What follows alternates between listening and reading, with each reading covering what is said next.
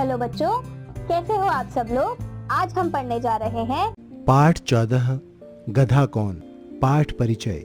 इस पाठ में व्यंग्यकार ने एक ऐसी स्थिति का चित्रण किया है जिसमें एक व्यक्ति के मुख से अपने नौकर के लिए निकला संबोधन एक गधे को अच्छा नहीं लगा। आइए इस हास्य कथा का लुत्फ उठाते हैं। एक दिन वह इसी तरह अपने नौकर को गधा कहकर पुकार रहा था कि असली गधे ने यह सुन लिया, जो वहीं कहीं घास चर रहा था। वह पहुंच गया। उसने कहा, हुजूर, क्या आपने मुझे याद किया? गधे के मुंह से आदमी की आवाज सुनकर वह आदमी चौंका, मगर उसने अपनी हैरानी छुपा ली क्योंकि वह अपने को बहुत होशियार समझता था। आदमी ने कहा, अबे तुझे नहीं, उस गधे को बुलाया था।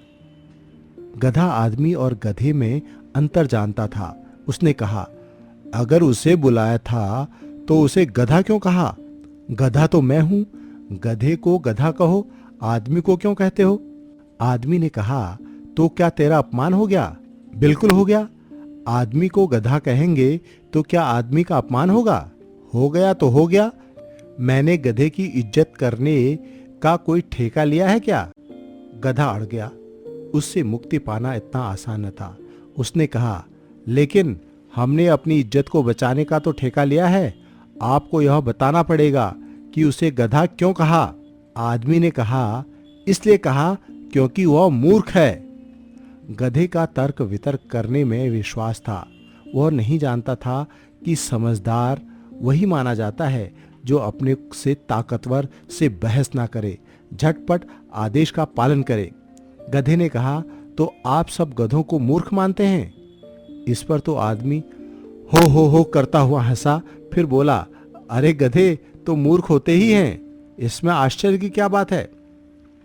गधे ने कहा, यानी सारे आदमी समझदार होते हैं, आप क्या यह कहना चाहते हैं?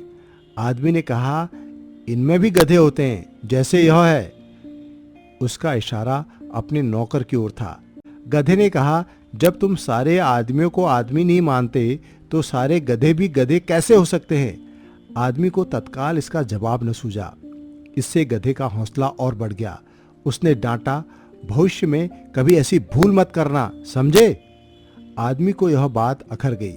गधा होकर मुझे धमका रहा है, तेरी यह मजाल। गधे ने इस बार गुस्सा नहीं किया। देखिए, आप मुझसे उलझिए मत, मैं तो गधा हूं। बेइज्जती आपकी होगी, मेरी नहीं, क्योंकि यहां आसपास कोई गधा नहीं है। आदमी ने गुस्से में कहा, गधा होकर हमें धमकी देता है? गधा शांत रहा। उसने कहा, देखिए, अगर आपकी तरह मैंने भी चीखना मतलब रैंकना शुरू किया तो आपकी दुर्गति हो जाएगी। यहीं खड़ा खड़ा सुबह से शाम तक रैंकता रहूंगा तो आपके कान फट जाएंगे और लोग आप पर हंसेंगे, सो अलग। इसलिए मुझसे अकड़िए मत, दोस्ती का हाथ बढ़ाइए, आप फायदे में रहेंगे। आपको मेरी पीठ पर बैठने का सौभाग्य मिलेगा। आदमी का गुस्सा बढ़ गया। इसे सौभाग्य कहता है? मैं गधे की पीठ पर बैठूंगा। गधा होशियार था, हिंदी के मुहावरे जानता था। उसने कहा, नाच न जाने आंगन टेढ़ा।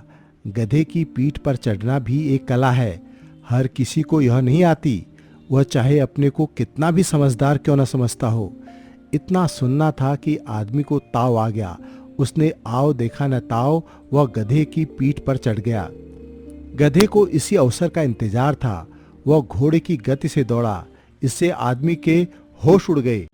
यह नजारा देखकर एक घोड़ा सबसे कहने लगा, देखो रो देखो, मुफ्त का तमाशा। गधे की पीठ पर गधा बैठा है। आदमी के होश गुम हो गए। उससे न रोते बने न हंसते। गधे ने उसे अपनी पीठ पर बैठाकर इतना दौड़ाया कि आदमी रोने लगा। गधा टिम्भों टिम्भों करके दौड़ता और आदमी रोता। आदमी जब बिल्कुल पस्त हो गया, उसके पसीने छूटने लगे तो गधे ने चाल धीमी की। गधे ने कहा, अब बता कौन गधा है, तू या मैं? आदमी की जान तो आफत में थी। वह बोला, मैं। गधे ने कहा, अब यह बता कि तू गधा या तेरा नौकर?